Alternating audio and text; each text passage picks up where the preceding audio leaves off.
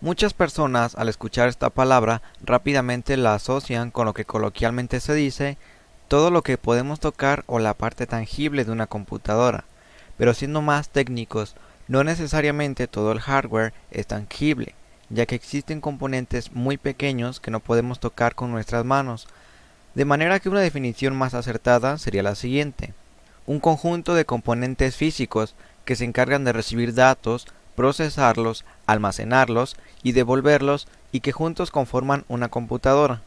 A pesar de que hay varias maneras de clasificar el hardware, no existe una que sea la oficial. Se puede clasificar tanto en complementario y no complementario, así como por su funcionamiento. En mi opinión, considero que es mejor este último, ya que organiza de una mejor manera los componentes, y por ello es que lo analizaremos a continuación. Pero antes de comenzar, es fundamental conocer lo que es la tarjeta madre, también conocida como placa base, placa madre o motherboard. Es una placa plástica producida con Pertinax, un material a prueba de calor. Funciona como una plataforma que integra y coordina todos los componentes del hardware. En ella abundan los buses. Un bus es un canal de comunicación entre componentes. Podemos identificarlos fácilmente por parecer unos pequeños caminos grabados en la tarjeta madre. Si vemos con detalle en algunas partes de la tarjeta, se pueden observar algunas pequeñas líneas, y estos vendrían a ser los buses que conectan a los distintos componentes que están integrados en la tarjeta madre. También es importante aclarar dos conceptos: el periférico y el puerto. Un periférico es cualquier dispositivo que se conecte a una computadora y que permita que ésta interactúe con su exterior, es decir, que funcionen como dispositivos ya sea de entrada de datos, almacenamiento o de salida de los mismos, exceptuando al procesador y la memoria RAM. Y un puerto es simplemente una entrada para conectar un dispositivo o periférico, que es lo mismo. Primero tenemos el hardware de entrada, que como su nombre lo indica, son los componentes que nos permiten introducirle datos a la computadora. Ejemplos de estos son el teclado, ratón, una webcam, un micrófono y un escáner. Los teclados están basados en las antiguas máquinas de escribir. Cada tecla es un interruptor electrónico que al presionarlo, ya sea individualmente o en conjunto, como es el caso de las combinaciones de teclas, envían información a la computadora. El ratón es un dispositivo que detecta el movimiento que se ejerce al moverlo sobre una superficie plana. Esta acción hace que el puntero o flecha se mueva en nuestra pantalla y podamos interactuar con interfaces gráficas. Cuando se patentó por primera vez, se le llamó indicador de posición XY para sistemas con pantalla, pero más tarde un equipo de la Universidad de Stanford que trabajó en él lo renombró como ratón, ya que su forma y el cable que salían de él eran similares a la de un ratón. Un micrófono es un transductor electroacústico. ¿Qué quiere decir esto? Es un dispositivo que es capaz de transformar el sonido en energía eléctrica o viceversa. De esta manera es que nuestra voz puede ingresar a la computadora o cualquier dispositivo con micrófono integrado. La webcam es una simple y pequeña cámara digital que captura imagen y video enfocadas a la comunicación vía Internet. Un escáner es un lector óptico, generalmente incluido en las impresoras, que digitaliza prácticamente todo lo que se le coloque. Pueden ser libros, documentos, imágenes, etc. Luego nos encontramos con el hardware de procesamiento. Son los componentes encargados de procesar los datos ingresados por el usuario. En esta área tenemos tres componentes principales: el microprocesador, el coprocesador y el chipset. Un microprocesador es un elemento indispensable en una computadora. Se compone de circuitos que están integrados por componentes electrónicos a un nivel microscópico, y todo ello contenido dentro de un pequeño chip. Podemos entenderlo vulgarmente como el cerebro de la computadora.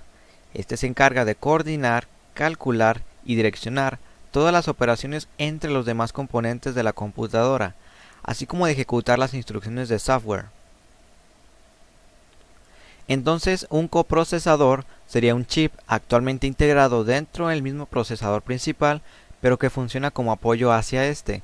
Cuando el microprocesador principal cuenta con una gran carga de tareas, el coprocesador entra en acción y lo libera de ellas, para que pueda seguir realizando más cálculos y procesos. Y un chipset es un conjunto de chips compuestos por circuitos integrados que se encuentran montados en la tarjeta madre. Este juega un papel clave en el desempeño de la tarjeta madre, ya que se encarga de la gestión y optimización de todo el hardware. Facilita la interacción entre el microprocesador y la memoria RAM, los puertos de comunicación y las ranuras de expansión. Realiza transferencias de datos y regula la velocidad entre los buses. El microprocesador, la memoria RAM y la memoria caché, además de gestionar los periféricos externos a través de los puertos. Hardware de almacenamiento. Este tipo de hardware son los componentes que almacenan la información, ya sea de manera permanente o temporal. En esta división se encuentran los discos duros, las unidades de estado sólido, las memorias ROM, las memorias RAM y las memorias caché. Un disco duro es un dispositivo electromecánico que almacena y lee grandes cantidades de datos a altas velocidades con la ayuda de un cabezal de lectura y escritura. Existen varios tipos de discos duros en el mercado. Uno de los más conocidos son los tipos SATA. Las unidades de estado sólido, o Solid State Drive por sus siglas en inglés, están basadas en chips de memorias flash. Esto agiliza en gran parte la lectura y escritura de datos, puesto que todo es electrónico a comparación de los discos duros que son en parte mecánicos. La memoria ROM es de solo lectura, y en ella se almacena la BIOS, que a su vez cuenta con un software llamado POST, encargado de reconocer los dispositivos de la tarjeta madre justo en el momento que encendemos la computadora. La BIOS también cuenta con un programa llamado Setup, aquel que nos permite configurar algunas características del equipo antes del arranque. Es la clásica interfaz de color azul que podemos ver en las antiguas máquinas. La memoria RAM, o Random Access Memory, por sus siglas en inglés, es una memoria de acceso aleatorio capaz de almacenar datos temporalmente. En ella se almacena una pequeña parte de datos o instrucciones de programas del sistema operativo o del mismo sistema. Estos datos se eliminan al apagar la computadora o incluso dentro de la misma sesión para dar lugar a otros programas. Esta función la convierte en una memoria con una gran velocidad de transferencia de datos. La memoria caché se encuentra integrada dentro del microprocesador y está dividida en niveles. Esta se encarga de capturar los datos del sistema principal de almacenamiento, es decir, la memoria RAM, con el fin de mantenerlos cerca del procesador y que de esta manera puedan estar disponibles para que acceda a ellos inmediatamente. Cada nivel tiene un tamaño de almacenamiento distinto. Entre menor sea el nivel, menos espacio, y si es mayor, más espacio tendrá. Esta memoria ayuda a optimizar el proceso de transferencia de datos entre el procesador y los dispositivos de almacenamiento, ya que si estos se conectaran directamente, existiría un pequeño retardo de tiempo que puede causar una baja de rendimiento en la ejecución de un programa. También contamos con hardware de salida.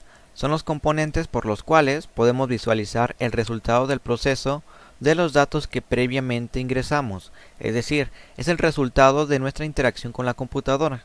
En esta área podemos destacar los siguientes componentes: monitor, impresora, bocinas y auriculares. El monitor es el componente más común en esta área. Es un dispositivo electrónico que muestra imágenes por medio de píxeles, que son pequeños puntos relativamente imperceptibles que varían su color e intensidad así como su estado.